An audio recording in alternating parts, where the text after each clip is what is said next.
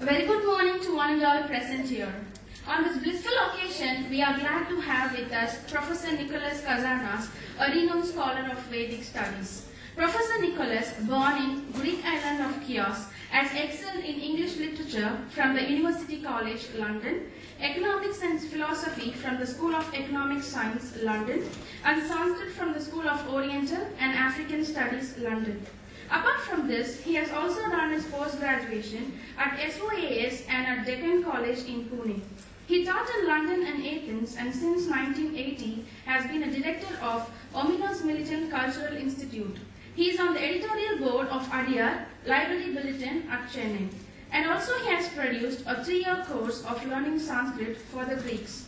He has done a research comprising thorough examination of Indo-European culture, and has also translated the 10 principal Upanishads, Isavashi Upanishad, Keno Upanishad, Kato Upanishad, Mandukya Upanishad, and Brihadanyaka from the original Sanskrit text into Greek.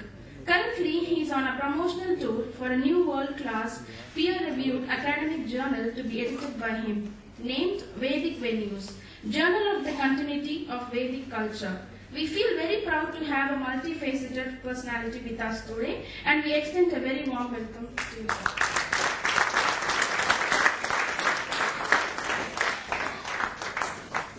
I request our secretary to welcome Professor Nicholas with a flower. Thank you very much indeed. Thank you. Thank you.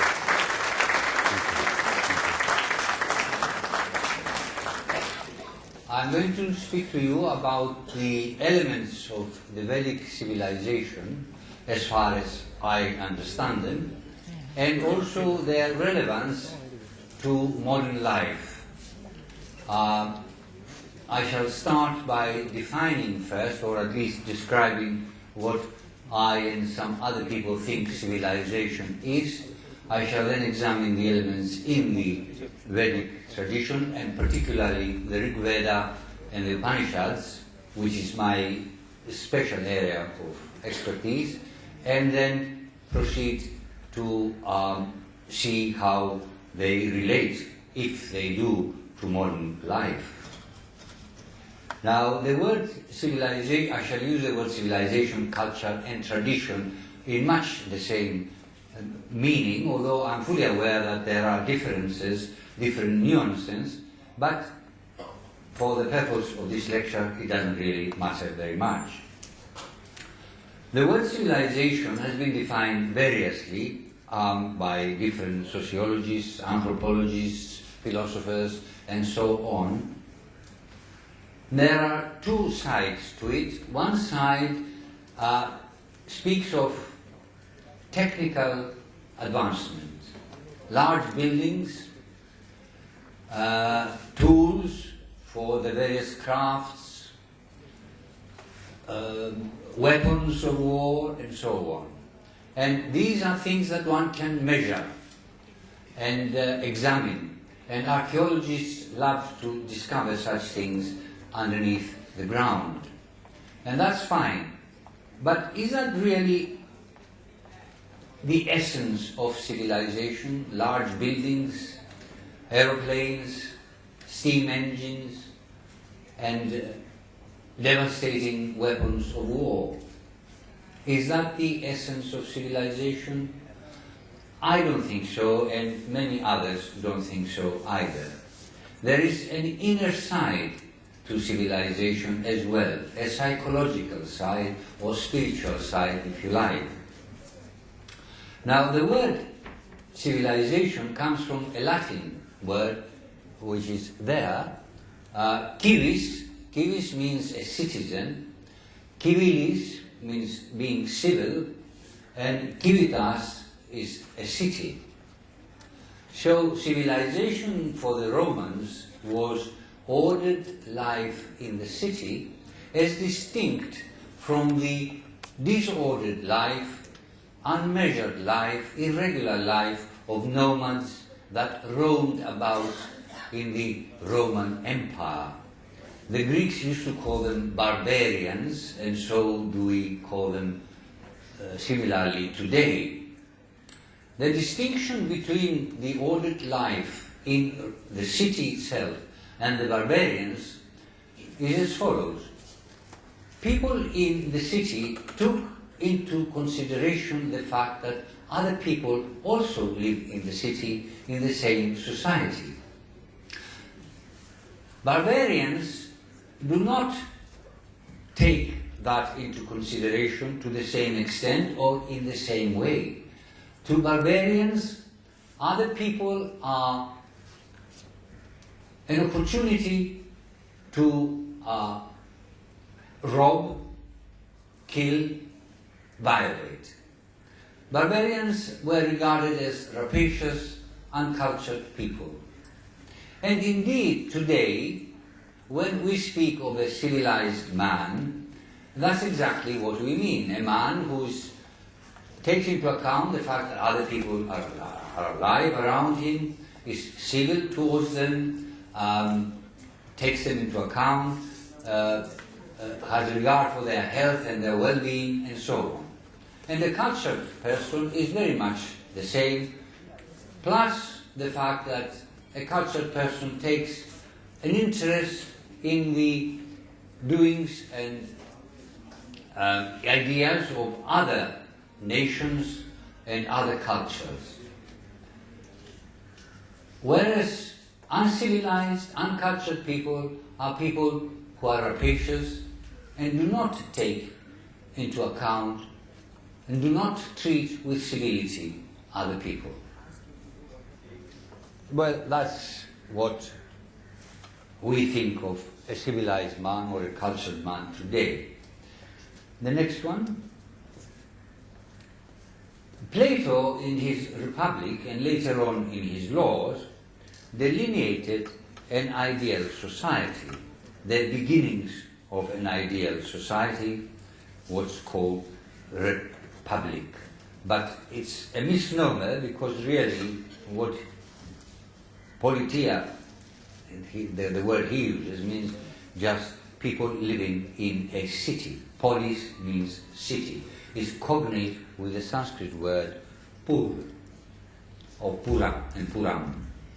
Now, the four elements are simple agriculture and animal husbandry, simple essential crafts and exchanges, trade in other words, with neighboring communities, feeding on barley bread and bulbs and drinking moderately some wine.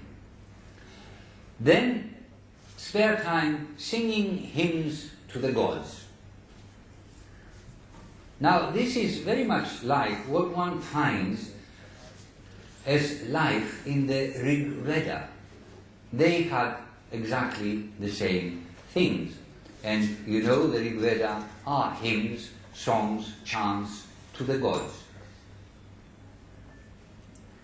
Next one, please. Yoshinori Yosuda is a Japanese professor of archaeology, a very great scholar. Now he examined the Jomon culture in Japan, which goes back to the 11th millennium, 10,000 BC. And he comes up with certain conclusions about these people who lived very simply on rice and had a very simple way of life. And he says that as far as they are concerned, they had respect for and coexistence with nature, proper relationship in accord with the features of the given region. That is to say, they took into account the environment and tried to live in accord, in harmony with that environment. Something that we don't do today, as you're probably aware. We pollute our environment most atrociously. Then Anthony West, an Egyptologist, in examining the civilization of Egypt of the 3rd millennium BCE, wrote, "In civilization, men are concerned with inner life, to master greed, ambition, and envy." Now, the next one, please. can we say that modern nations are civilized? Because what we find is that there is great cupidity, great injustice, great selfishness, and similar negative qualities. Now, the film that we saw a little before is obviously an attempt to reverse this dreadful progress. But not many such organizations exist in the world. The vast majority and governments are really intent on precisely cupidity, fraudulence, injustice, all motivated by great selfishness, to grab and accumulate wealth for oneself rather than serve the community. Then we find, are modern nations in harmony with the environment when they pollute it so severely? We shall examine one good example here in India of great pollution. Are they concerned to master greed, envy, ambition, selfishness? Well, the answer is no, really. The modern trend is to rush here and there and really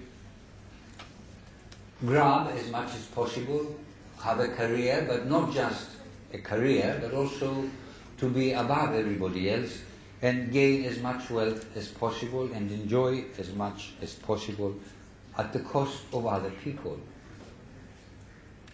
Now, the Rigvedic culture, which I mentioned before, is a non-material culture. It is not like the Maltese culture of the 5th millennium BCE. In Malta, if you ever go there, you will find great temples with megaliths, very awe-inspiring, but they are very material. If you go to Egypt, you will find the huge pyramids, again awe-inspiring, very large temples at Luxor and Karnak. And if you go to Mesopotamia, you will find great ziggurats, step pyramids, reaching up to heaven. Now, the Rigveda is not like that. It is a monument in words, in oral tradition. The Indus-Sarasvati civilization or Harappan culture has building, statuary, and many artifacts, tools, seals, and weapons.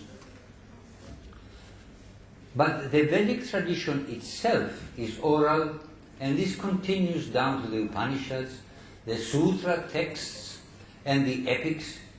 And as you know, this tradition was very much alive, and it probably is in some places even today, up until the 20th century. In fact, European scholars used to come here and sit outside the house of the Pandit while the Pandit was reciting the holy texts, and they were busy writing them down. And that's how they learned about this glorious Vedic culture. Next one, please. What is the axis? What is the central idea, the basis of Vedic civilization? The Vedic tradition. Well, obviously, there is a desire for happiness, for health, wealth, and heaven. This you find in many hymns in the Rigveda. You find it in Yajurveda, you find it in Atharva Veda, you find it in the Brahmanas. But beneath it all, there is the idea of divinization, or as we call it today, self-realization. Atma Jnana or Brahma Vidya. So that, as it is expressed in the Brihadaranyaka Upanishad, Aham Brahmasmi, a full realization with one's whole being that I, this embodied creature here, is in fact, in his true self, no different from the self of the universe, the mystic spirit which is called Brahman. This is one aspect. The other aspect again is in the Isha Upanishad or various other areas. Yastu sarvani bhutani atmanyeva anupashyati sarvabhuteshu cha atmanam. Who sees all creatures in himself and himself in all creatures. This is the man of self-realization. This is the man who really has Atman Jnana or Brahma Vidya. And this was the underlying theme in the Rigveda hymns. Not many people realize this because they get caught up in the adventures of Indra, in the various exploits of Vishnu, and so on. And they forget that beneath it all, there is the One. Can we go to the next one, please? In Rigveda, one mandala, the first mandala, 164th hymn by Auchatya Dirgha Tamas, a very great poet. Very, very great poet. Now he says in stanza 25, he first talks about the two birds sitting on the same branch. One is eating the sweet fruit and the other is watching. And then he says where the birds are. Ino vishvasya bhuvanasya gopa sama dhira pakam atra avivesha. Now, the first thing that struck me when I read this hymn was the humility of this great poet. He calls himself Paka, a simpleton, not well educated. In fact, he says somewhere, Achikitvan, chikitushas chid atra, kavin prichami vidmane na vidvan. I, who have not realized, ask the great poets who have realized in order to know, because I don't know. And yet, this man could speak with great authority about the 6 dimensions of the universe, the 3 dimensions of time and the 3 dimensions of space.